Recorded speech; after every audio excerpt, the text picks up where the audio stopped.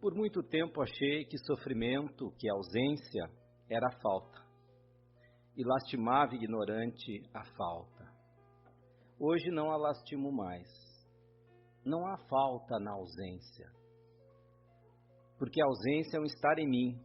Por isso canto, danço e faço exclamações alegres, porque a ausência assimilada ninguém a rouba de mim. Quando eu cheguei aqui, lembrei efetivamente dos amigos que já partiram, trabalhadores desta casa. Eu cheguei aqui pelas mãos e convite do querido Ernesto, depois da Valdereza, que foram anos de contato me ligando. Quando nós fazíamos a preparação, me veio à mente esses dois amigos queridos e também essa poesia do Carlos Drummond de Andrade, nos dizendo que a ausência não é falta, porque a ausência assimilada, aquela ausência que é recheada de bons momentos, de histórias alegres, ninguém a rouba de nós. Então eles estão sempre conosco. É talvez também um motivo de sofrimento de nós aqui encarnados, esse distanciamento dos amigos, dos espíritos queridos, daqueles que fazem parte da nossa trajetória. E hoje o objetivo é nós podermos traçar algumas reflexões em torno desta situação, da questão do sofrimento, que todos nós atravessamos ao longo da nossa vida. Poeticamente falando, seria como talvez nós atravessássemos determinados desertos ao longo da nossa existência. E quando nós encarnamos, nós fomos advertidos que em determinados momentos atravessaríamos alguns desertos.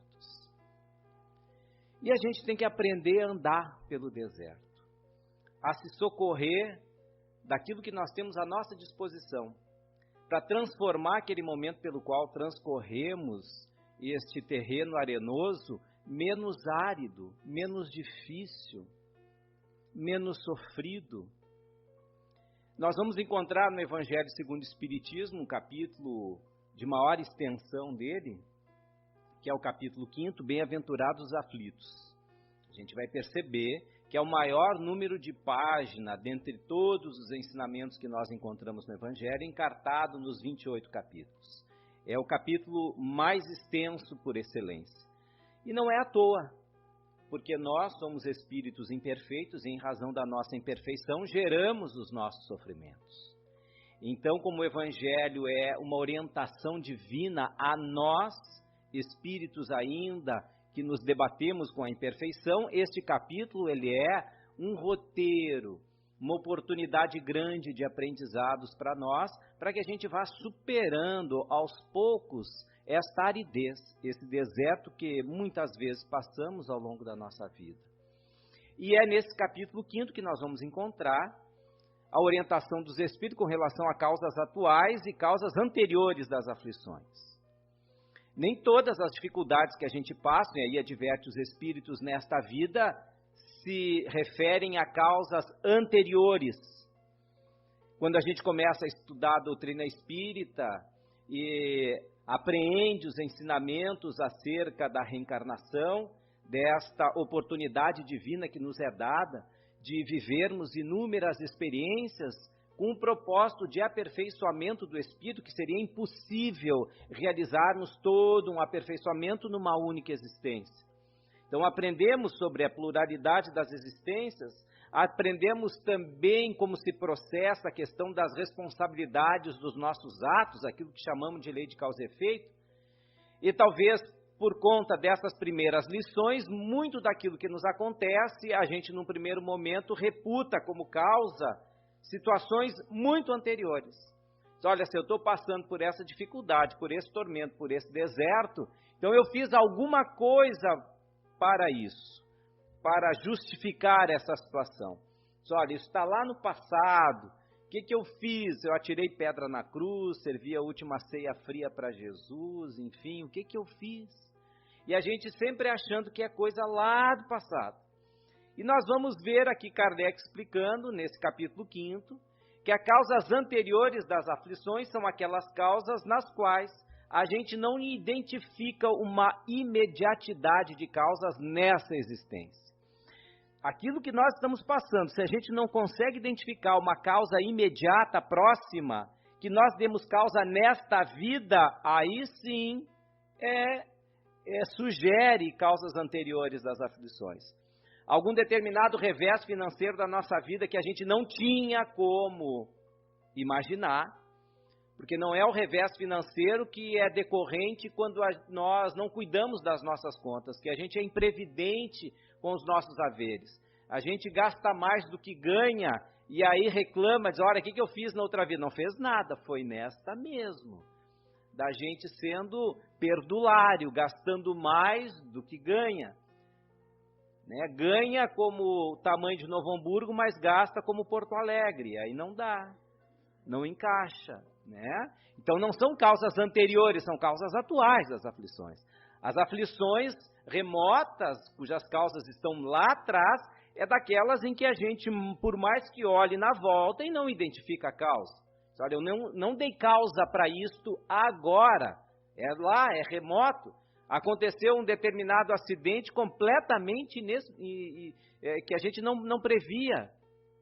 Nós não fomos imprudentes, não fomos negligentes, e mesmo assim aconteceu, são causas remotas dessas aflições. Mas mesmo assim, independente das causas, sendo elas remotas ou atuais, a gente tem como amenizar os cravos dessas situações. É disso que a gente quer falar.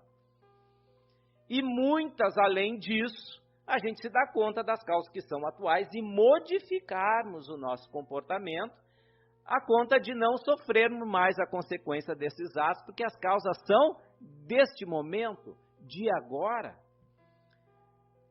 Se a gente muitas vezes chega em casa e é descuidado com as coisas que nós deixamos dentro de casa, a carteira, a chave do veículo e tudo mais, quando a gente sai na hora do serviço procurando chave e carteira, não acha, não dá para reputar como causa anterior das aflições. É lá do passado, por que será? Sempre quando eu vou sair, a chave não está onde eu imagino que esteja, fico batendo a cabeça atrás da carteira, é porque a gente é descuidado, desleixado, e aí é causa atual de uma aflição. E isso pode se somar, às vezes, num dia que a gente acordou mais tarde, ficou no outro dia vendo um seriado até 1, 2 horas da manhã, quando tocou o despertador no outro dia a gente bate lá no despertador, dorme mais um pouco, acorda assustado porque já está em cima da hora, aí vai correr dentro da casa, não acha a chave do carro, acorda todo mundo de manhã, já não toma o seu banho de manhã. Vejam, as coisas vão se somando. E quando vai ver, a chave estava no bolso da calça que a gente já botou para lavar, estava lá, mas revirou toda a casa. E a gente vai, meu Deus do céu, é sempre assim. Nós assim. E aí a gente já sai atrasado, chega atrasado no serviço, o chefe já olha atravessado, não é a primeira vez, nos chama, dá um sermão na frente de todo mundo, e a gente começa, o que eu fiz na outra vida? Vejam, nada, é desta, são causas atuais das aflições. E aí os Espíritos dizem que o maior número, se a gente considerar todas as nossas aflições, o maior número delas dizem respeito a causas atuais, não são causas remotas. As remotas são exceções, são poucas. Causas atuais. A vida já é um próprio desafio diário, a gente já sofre uma certa agonia para determinadas situações, que muitas vezes pelo fato da gente desconhecer alguma coisa, esse desconhecido gera uma ansiedade. A gente tem que estar toda hora decidindo, escolhendo, não é mesmo? A gente chega de noite em casa, diz, como ou não como um ovo frito? A gente fica, às vezes, né? Mas eu adoro ovo frito, mas para mim não cai bem, sim, mas eu gosto, quem sabe hoje não vai dar, a gente vai lá, come e passa mal. Não dá, eu não posso comer ovo frito. É aquela ansiedade de toda hora, de todo momento. E tem ansiedades que a gente cria ainda, que não precisa. Sofre coisas que nós não precisamos sofrer. Porque são escolhas, muitas vezes, nós atabalhoadas, equivocadas, que a gente se dá conta depois. Eu me recordo uma vez do Raul Teixeira conversando conosco, ele disse que estava chegando na universidade à noite, professor universitário, viu uma jovem assim, num sofrimento muito grande, e aí ele começou a relatar, que essa jovem, ela estava o seguinte, ela estava chegando na universidade, e ela estava vestindo um vestido desses que são uns tubinhos, sabe? É um cilindro, assim, um tubinho, daqui até aqui, muito curtinho. E ela vinha num salto alto ainda, caminhando num sapato de salto alto, e tinha um bom trecho até chegar ao prédio onde ela tinha aula, de paralelepípedo. Então tinha o problema ainda de colocar o salto, cair o salto no meio das pedras ali e ficar travada. Então ela vinha na ponta dos pés, caminhando por conta daquele saltinho fininho, aquele tubinho dela, que já era uma coisa que a gente já vê que não vai dar muito certo aquilo, com aquela caminhada rápida dela, porque dela caminhava rápido, começava a levantar nas pernas o vestidinho. O que ela fazia? Os meninos tudo na volta olhando, ela pegava e baixava. Quando ela baixava, que estava em cima, descia, porque era um tubo. Aí ela vinha subindo, de vez em quando, subia demais lá embaixo, aí empurrava lá para baixo, descia o que estava em cima, assim ela ia aquilo na ponta dos pés. O Raul disse que olhava aquilo, parecia uma lagartixa em cima de uma pedra quente, assim, sabe? E ela olhou e disse, meu Deus do céu, ela está sofrendo, mas é por conta dela. Qual é uma escolha equivocada de que aquele vestido não era o adequado, aqueles sapatos também não, para o que ela se propunha ali aquela hora. Então, a vida já tem disso, desses desafios que a gente tem que se equilibrar diante das situações, das nossas escolhas, mas a gente tem que procurar, então, minimizar esses sofrimentos nossos, né? Que esses cravos do sofrimento sejam menos dolorosos, e há possibilidade disso. Há possibilidade disso. Então eu quero trazer aqui para a nossa reflexão, uma passagem do John Milton. John Milton é um autor inglês, muito conhecido da língua inglesa, tanto que na literatura inglesa ele é até mais pesquisado que William Shakespeare. Para nós aqui, a gente não tem essa noção, mas ele deixou um trabalho muito bonito no século XVII. Ele foi até ministro de George Cromwell, que foi um período republicano na história inglesa, um período curto. E ele tem um poema poético, um poema muito bonito, uma epopeia poética, que é sobre o juízo final. Mas, de uma série de ensinamentos que ele deixou, tem uma frase que nos importa para o estudo de hoje. Ele diz o seguinte, que a mente tem o seu lugar próprio. Ela pode fazer o paraíso no inferno e pode criar o inferno no paraíso. Olha só, século XVII ele disse isso. A mente tem seu lugar próprio. Ela pode criar um inferno no paraíso. E pode criar o paraíso no inferno. A nossa mente. Então nós estamos aqui hoje de tarde, talvez para alguns a gente consiga criar nesse ambiente, que é um ambiente agradável, e continuar mantendo esse céu. Mas alguns de nós pode talvez estar fazendo desse momento um inferno, né? Olha, meu Deus do céu, até que horas vai o velocino? É 40 minutos, será que ele vai terminar no horário mesmo? Eu estou vendo ele falar, eu acho que não vai dar, vai passar dos 40, e a gente vai criando um inferno. Enquanto para outros que estão aqui é um céu, a pessoa que está do lado está no céu. Ele vai perguntar para eles, não, eu estou no inferno, estou angustiado, já estou pensando nas coisas que eu vou fazer, sabe? Então, a mente é que cria. Pode criar num lugar que é o paraíso, criar o seu inferno. Ou num lugar em que para outro seja um inferno, ele poder criar lá o seu paraíso. A mente tem o lugar próprio. E porque nós temos uma mente ainda deseducada, é mais comum a gente acabar criando muitos infernos, muitos sofrimentos. E para situações que muitas vezes a gente não precisa. Se a gente for imaginar, por exemplo, aqueles que são aficionados ao futebol, os homens, ou alguma mulher excepcionalmente aficionados por futebol, por um determinado time, em que a alegria dela, a felicidade dela depende do time estar bem, não é assim? Aquele que é doente por um time. Aquele que escolhe ser doente por um time, ele está assinando uma carteirinha de sofredor. Mas como está? Porque nenhum time consegue estar no alto sempre. Nenhum time. Olha, a gente imaginava que o Flamengo, por exemplo, ia passar o que está passando com os melhores, né, jogadores, uma folha altíssima, jogadores premiados, títulos mundiais, olha o que está passando. Então não tem nenhum time que consiga estar sempre bem, Mas se nós colocamos a nossa felicidade em cima de um time de futebol, a gente está escolhendo em determinados momentos sofrer, porque esse time vai estar em situação ruim. E aqui no estado, às vezes é Inter e Grêmio, né? Colorado, gremistas e tudo mais. E o time, a pessoa que muitas vezes é um fanático, ele está no pleno da sua felicidade quando o time dele está muito bem e o outro rival está muito mal. Aí é o êxtase, né? O time está muito bem e o dele está mal. É nessa hora que os filhos aproveitam para pedir aumento na mesada para o pai. Eu vou lá e digo, o pai está agora, está maravilha. Agora, mas pode dar uma gangorra, e como dá?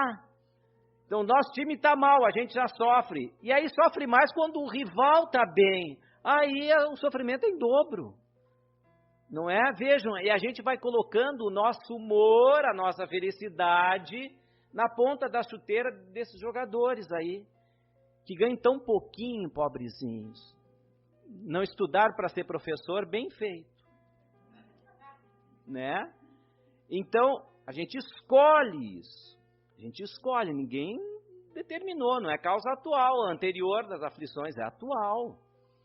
Tem gente que cria mau humor por conta do clima, já viram? Tem gente que detesta o inverno, outros adoram o inverno e detestam o verão. Então, sempre quando a gente está nesse jogo assim de adorar, detestar situações que é da natureza, a gente escolhe sofrer. Olha, eu não gosto do inverno, eu detesto o inverno. Aí quando vai chegando o inverno, a pessoa vai mudando o humor, ela vai ficando carrancuda, brava. Tudo é ruim para ela, vai estar bom, como está bom? Olha esse frio que está, a gente se encaranga todo com esse frio, meu Deus do céu e tal, e reclama e passa aquele inverno reclamando. Vai começar a sorrir lá na primavera só de novo, né? Porque escolhe sofrer, porque é da natureza, a natureza não vai mudar por quando a gente gostar ou não gostar. Então vejam, a mente tem seu lugar próprio, pode fazer do paraíso o inferno, e pode criar no inferno o paraíso. É só a gente parar de fazer esses exercícios que implicam em sofrimento. Que a gente coloca o nosso humor em coisas que naturalmente mudam, flutuam, não depende de nós. Tem um astrônomo que passou para a história, ele era um astrônomo do rei francês, Guilherme Legardin. E ele fez o seguinte, chegou um determinado momento, ele nos estudos dele, Vênus iria ficar alinhado com a Terra, e aí seria o melhor momento, que a gente chama de transição, quando o astro fica numa posição ideal para ser estudado. Então ele fez os cálculos dele, definiu uma data que ocorreria a transição de Vênus com a Terra.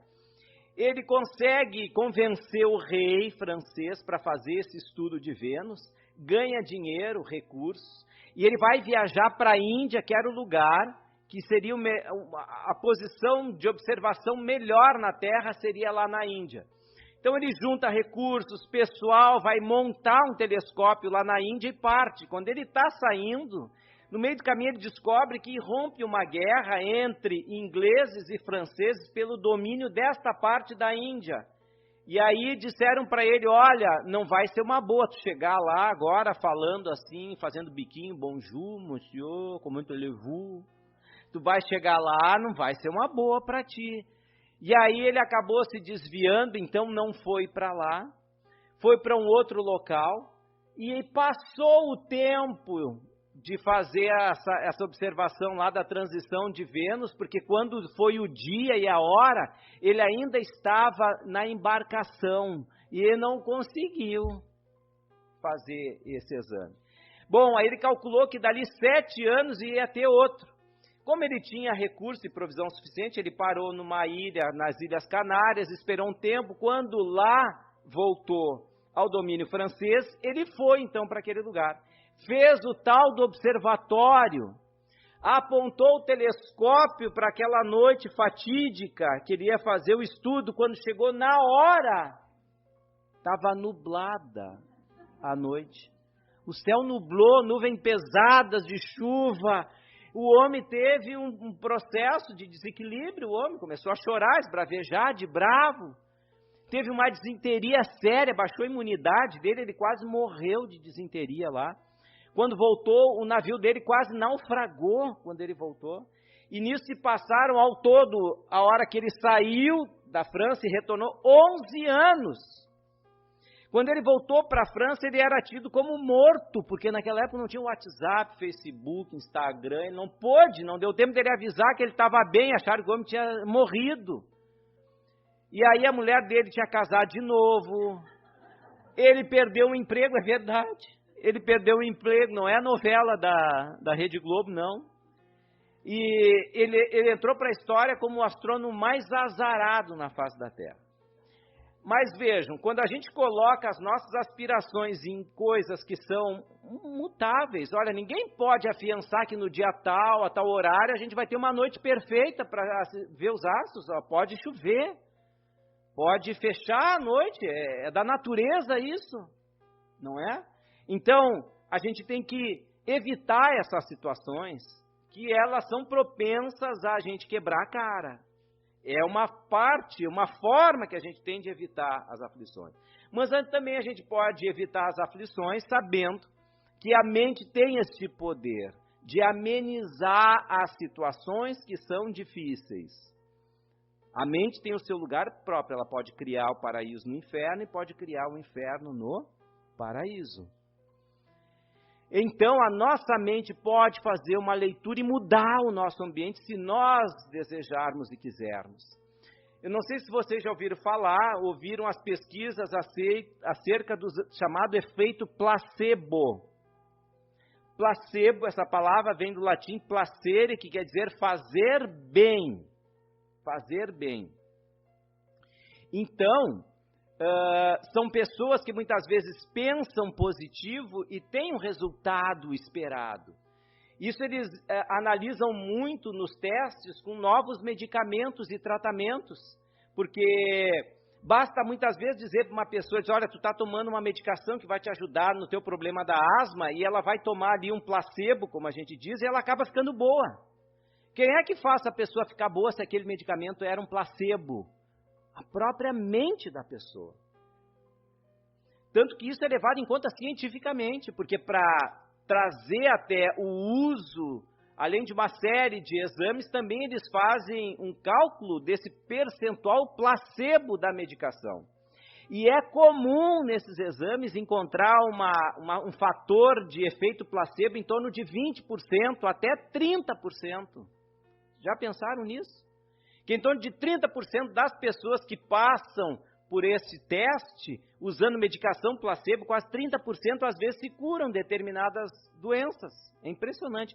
E aí, por conta disso, eles acabaram os estudos se aprofundando, que tem, até mesmo para determinados tipos de doença, algumas drágeas, pela cor, ela exerce uma influência maior sobre a mente das pessoas.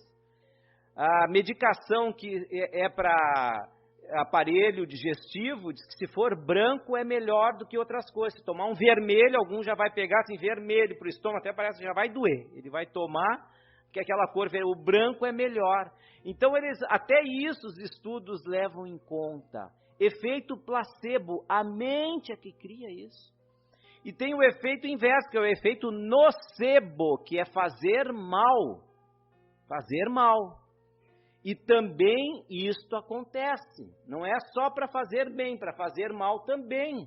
Um dos tantos ensaios que fizeram, pegaram um grupo de pessoas e disseram o seguinte, pessoas que tinham intolerância à lactose, e disseram para elas, nós queremos testar com vocês qual é o grau que essa substância aqui vai provocar no organismo de vocês que são intolerantes à lactose, porque tem um percentual de lactose aqui nesse líquido, e deram para as pessoas. Mas não tinha nada de lactose. Quase 40% daquelas pessoas começaram a sentir efeitos como se estivessem tomando algo com lactose, como enjoo, diarreia, estufamento da barriga, mas não tinha lactose. Mente. Efeito nocebo. Tem pessoas que não podem ler a bula de um remédio porque vão sentir os efeitos adversos que está lá na bula. não é? Diz, olha, eu tenho uma prima que ela é assim, ela diz, olha, Velocina, eu não leio a bula de um remédio, porque o que eu ler de efeitos adversos, eu tenho todos. Se disser diarreia, boca seca, tontura, eu vou ter diarreia, boca seca, tontura, vou ter, eu leio. Essa eu já nem leio mais, eu pego, ponho a bula fora e me sigo pelo que o médico mandou. Porque a gente cria o nosso inferno, ou cria o nosso céu, o nosso paraíso. Então, se a mente tem esta possibilidade de criar estas situações agradáveis ou desagradáveis, a gente pode utilizar esses recursos ao nosso favor nesta questão, nesse estudo sobre o sofrimento.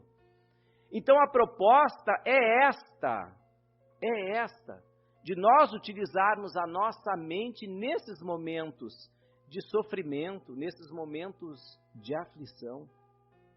A mente tem esta capacidade, tem este poder. E nós vamos nos dando conta que a gente vai criando sofrimentos atuais, quando nós criamos um ideal na nossa mente. E o real é diferente do ideal. Aí vem o sofrimento. Quando eu desejo alguma coisa, quando eu aspiro alguma coisa, e isto está em desacordo com o que é real, eu sofro. Vejam, o sofrimento vem daí. A gente espera alguma coisa. Diz, olha, agora eu vou viajar esse final de semana, vou para tal lugar, não sei o que. A gente espera uma maravilha, chega lá, não é nada daquilo que a gente esperava, sofre o final de semana inteiro. Reclama o tempo inteiro. Dá dor de cabeça, diarreia, passa mal do estômago, come uma comida, aquela comida lá fez mal, mas é a gente, emocionalmente, a gente criou. Por quê? Porque aconteceu uma situação externa, natural, contrária ao que era o meu ideal. Aí que vem o sofrimento. Então imagine uma mãe que cria seu filho e espera para esse filho tudo que é de bom na vida. Inclusive ele encontrar a melhor das companheiras, fazer o mais belo dos casais, do casamento, ela imagina uma nora perfeita, uma vida cheia de rosas para o filho. Não é assim? Aí ele vai crescendo, e a mãe com aquele ideal.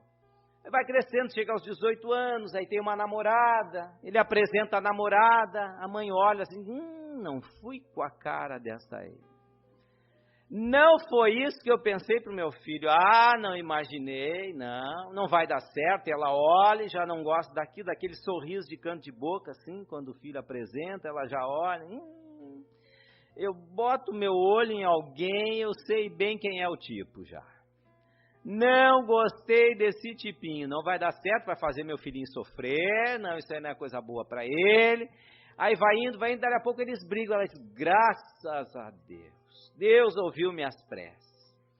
Mas daqui a pouco ele encontra uma outra, é apresentada, ela se apavora, é pior, mas meu Deus, mas que dedo podre tem esse meu filho, rapaz. Mas é pior que a outra, mas olha a cara dela, pelo amor de Deus, não é possível. E ela olha, e ali ela, sabe, ela vai se distanciando mesmo daquela moça, não gosta, não faz muito gosto, não convida muito seguido para ir para casa dela, e aquilo vai passando, e o filho parece que vai notando, e quando eles notam que a gente não gosta, aí parece que eles, minha mãe não gostou, ela está fazendo pouco caso, e ela vai ver então, porque quem escolhe a minha vida sou eu, não é assim? E a mãe começa a entrar em briga, em disputa com aquela jovem. Daqui a pouco começa a dizer para ele, olha, isso não é coisa boa. Eu quero abrir os teus olhos, ainda há tempo. E começa a falar. Ele vai se irritando cada vez mais com a mãe, vai se afastando da mãe, se aproximando da jovem, aí por birra talvez. E quando chega no ápice, ele vai avisar para a mãe que vai casar com ela. Bom, aí a mãe entra em desespero. Aí vai na casa espírita, no atendimento fraterno, pede um trabalho espiritual pesado para ela. Se ela que vá procurar o caminho dela longe da nossa família, pelo amor de Deus, vou fazer oração para ela seguir o rumo dela. Mas não acontece nada disso, os dois casam. E a briga continua, ela não convida, não aceita aquela mulher na casa dela, daqui a pouco ela engravida, pior, tem o neto não vai na casa dela. E aí ela começa a dizer, meu Deus, o que eu fiz na outra vida para sofrer com essa carne de pescoço aí, pelo amor de Deus, essa jararaca aqui perto na minha casa, eu tenho que usar bota de cano alto. E não foi noutra vida, vejam, nesta a gente vai criando, porque a gente cria o sofrimento, porque a gente cria um ideal e o real não está de acordo com o ideal. Quanto mais a gente se fixar naquilo que a gente imaginou, no que a gente julga ser o ideal, mais a gente sofre. Então o sofrimento vem como um alerta para dizer para nós assim, ó, larga a mão disso, abre mão desse ideal. Porque não adianta, o nosso desejo não vai mudar o que é real. Não vai mudar. Se o dia resolver chover hoje, vai chover, não adianta. Vai fazer frio no inverno, vai fazer frio no inverno. Vai fazer 40 graus em Novo Hamburgo no verão, vai fazer. Não adianta, é da natureza. A gente não muda isso. Agora, se a gente ficar criando na cabeça algo imaginário, ilusório, que o real está diferente, a gente cria sofrimento, escolhe sofrer. Então, por isso que o padrão mental adequado para a gente poder superar o sofrimento é a aceitação. A aceitação. Quando começa a dar esse sofrimento, a gente vê essa tensão, é a vida tentando nos mostrar que a gente tem que abrir mão de uma coisa que eu criei na minha cabeça como ideal. Olha, quando eu tinha que ir para a casa espírita por conta da minha nora, era para que ela fosse iluminada pelos bons espíritos, para que eu também fosse iluminada para poder compreender a razão daquela união, e que talvez, se for difícil para ele aquela união por conta da personalidade dessa pessoa, que ele seja forte para passar por esses desafios, porque por alguma razão essas almas se uniram, mas o meu papel cabe abençoá-los, ajudar, amparar, naquilo que for possível, e não criar um sofrimento, porque não estava na linha dos acontecimentos que eu sofresse por conta daquilo, eu que criei esse sofrimento. Então, o padrão mental nosso para evitar isso, diminuir o sofrimento, para eliminar esse sofrimento é aceitar. Aceitação. E aceitação é um processo de agir e não de reagir. A reação é quando ocorre quase que um comportamento instintivo, baseado nos nossos ideais. A gente age por conta de um desejo. Tem até um filósofo que eu não lembro o nome, ele diz o seguinte, a gente somente é livre quando faz aquilo que não quer. Vocês se entenderam. A gente só é livre quando faz aquilo que não quer.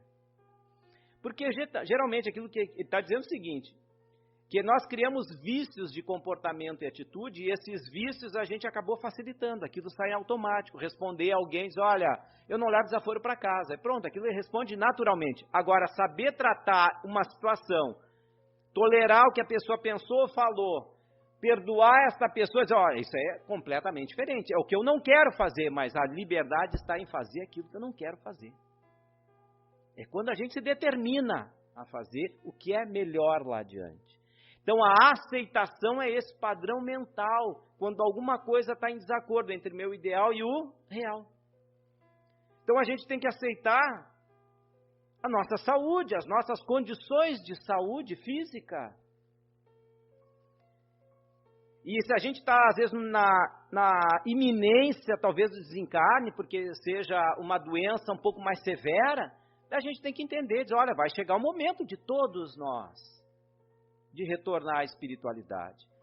Então tem um ditado chinês que diz o seguinte, olha, a gente para poder, assim, não ficar pensando, se amargurando com essas situações, a gente pensar o seguinte, olha, bom, eu estou doente, mas tem uma equipe de médicos, de pessoas preocupadas, estudando o meu caso, e que com uma boa possibilidade eles vão fazer o diagnóstico correto, o tratamento adequado, eu vou ficar bom. Então, se eu vou ficar bom, eu não sei, e eu posso ficar bom, então para que eu ficar me lamentando agora? As coisas vão acontecer, eu vou melhorar, então não há por que me lamentar. Ah, sim, mas acontece que tu pode piorar, mesmo que eles tentem, façam de tudo, seja a tua hora, tu vai piorar e tu vai morrer. Diz, é verdade. Eu vou piorar, eu vou morrer. Bom, mas também todo mundo morre. E se eu morrer também nessa hora, meu Deus, no Brasil tá uma bagunça a coisa, nem votar eu quero. Talvez se eu for agora, melhor. É isso, eu vou. E a gente vai desencarnar e pode ir para um lugar bom. Então assim, ó, eu vou piorar, eu vou morrer, mas também já estou deixando uma época boa aqui o Brasil e tchum, vou para um lugar bom. Mas acontece que tu pode piorar. Tu vai morrer, vai desencarnar, mas em vez de ir para um lugar bom que tu está pensando, não vai para um lugar tão bom assim, não. Tu vai para o inferno, talvez. Mesmo, eu posso piorar, morrer e ir para o inferno. Mas o ditado diz, bom, mas também se eu for para o inferno, eu vou encontrar tanta gente conhecida lá. Até botar as fofocas em dia, eu até me acostumei já com o inferno. E pronto, vejam, a gente sorri, brinca e toca adiante. Aceitação. Aceitar onde a gente trabalha, não é? Confúcio dizia, ame aquilo que faça e não precisa trabalhar um dia sequer. Ele não está dizendo faça aquilo que ame, ele está dizendo ame aquilo que faça. É um processo de aceitação. Tu está numa determinada situação, numa atividade, num trabalho, numa ocupação, num ofício. A vida nos encaminhou para aquela situação. E se a gente não está muito contente, bom, mas se eu não estou contente, eu tenho a opção de sair, escolher uma coisa melhor. Mas com a idade que eu estou agora, já não posso mais sair. Bom, então fica. Não é assim? Olha, a gente tem que olhar. Olha aqui, eu posso criar uma outra oportunidade? Posso, vou atrás? Vou. Então tá, vou me esforçar, vou. Não, mas se eu não conseguir, eu não posso. A minha idade, tenho filho, eu não posso me estar deixar me aventurar agora. Bom, então fica. E aí a gente fica procurando aceitar, compreender, ver o valor daquela atividade. Olha, quanto eu reclamei quando estava sem emprego, agora quando estou empregado eu estou reclamando também. Vejam, a gente que vai criando o sofrimento, vai criando sofrimento. Aceita, ame aquilo que faz. Veja a importância do teu trabalho para a comunidade, para as pessoas. Quantas pessoas tu atinge com aquela atividade. Então pensa nesta utilidade da tua função na sociedade. Mesmo que seja num escritório fechado, não está vendo ninguém, não está vendo nem o sol lá fora. Mas passa tanta coisa pelas tuas mãos, decisão de outras pessoas que é importante, faça aquilo com amor. Ame aquilo que faça. E aí, dessa forma, a gente aceita aquela situação. E se o chefe não é bom, não é dos melhores, bom, vou morar por ele então. Vamos fazer um evangelho no lar, chega mais cedo no serviço, faz um evangelho, pensa no chefe com carinho, não vai criando atrito, ao contrário, aceita aquela situação e vai trabalhando para transformar.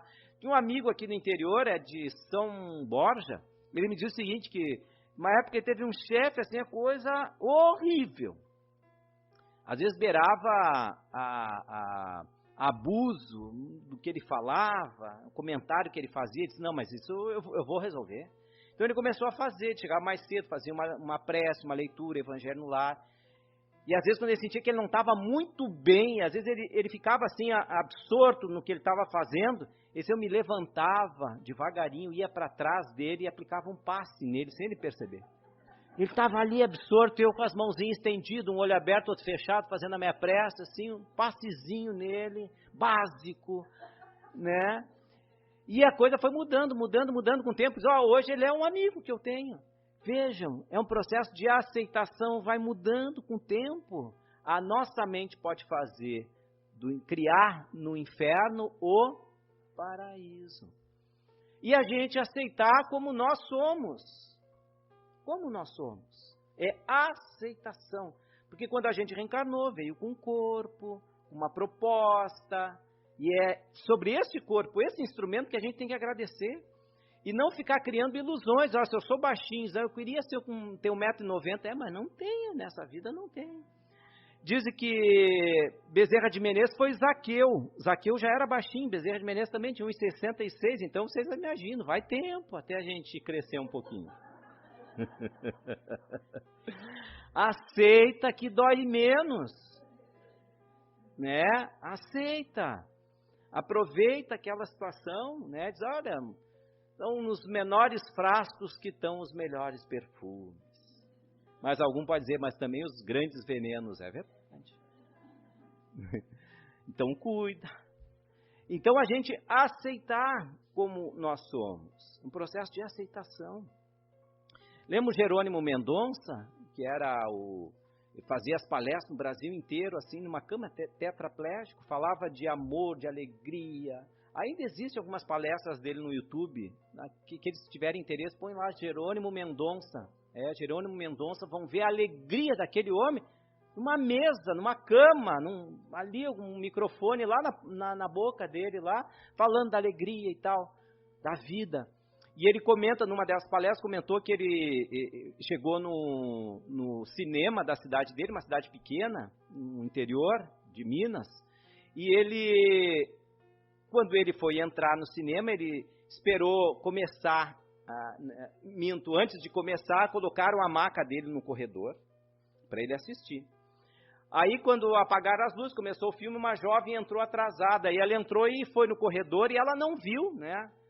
A pupila estava pequenininha lá fora por conta da luminosidade. Quando ela chegou, até que as pupilas abrissem para se acostumar, ela acabou tropeçando naquela maca lá, se machucou um pouquinho, se levantou e viu que era o Jerônimo e conhecia ele da cidade.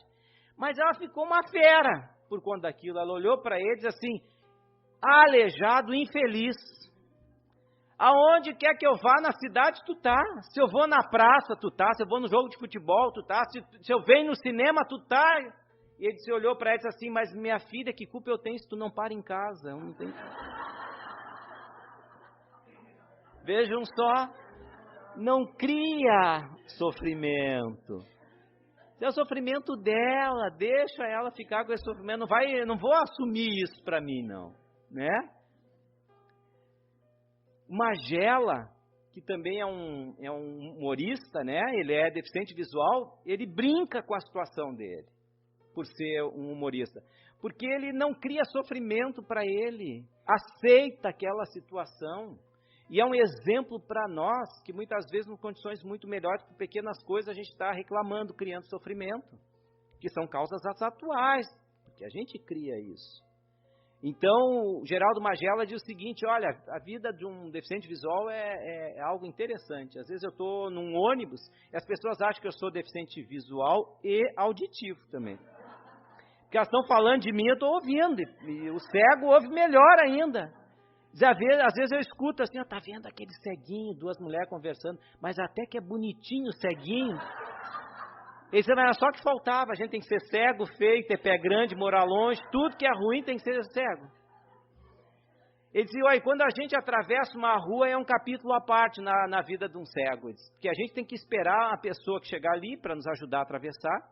E numa ocasião eu estava ali esperando e nada de chegar ninguém para me atravessar, nada de chegar ninguém, uma avenida, duas avenidas bem largas. E ele botou a mão no reloginho, nos ponteiros, já estava atrasado do compromisso dele. Então ele pensou assim: eu primeiro que esbarrar em mim, eu vou me grudar, vou atravessar. Já que não tem ninguém do Fé, Luz e Caridade hoje para fazer a bondade para mim, eu vou, primeiro que se bater em mim, eu vou me grudar, vou atravessar. E aconteceu, um bateu nele e se grudou e começaram a atravessar. Mas parava, dali a pouco parava, e os carros buzinavam, e ele sentia vento na frente, vento atrás, e os dois iam assim, claudicando, um pouco para frente, um pouco para trás, e os carros buzinando e freando, e foram, chegaram do outro lado. Ele disse: graças a Deus eu cheguei, estou vivo ainda. Eu vou agradecer, foi uma travessia das piores que aconteceu comigo, mas vou agradecer, estou aqui com vida. Diz que ele se voltou para o lado da pessoa, que ele não via mesmo: muito obrigado por ter me atravessado. Diz que ouviu do outro dizer assim: eu que te agradeço. Aí perguntou: eu que te agradeço por quê? Porque eu sou cego. Ele se grudou no outro cego, eram dois cegos atravessando. Ele conta isso, ele dá risada, faz a gente sorrir. Não é?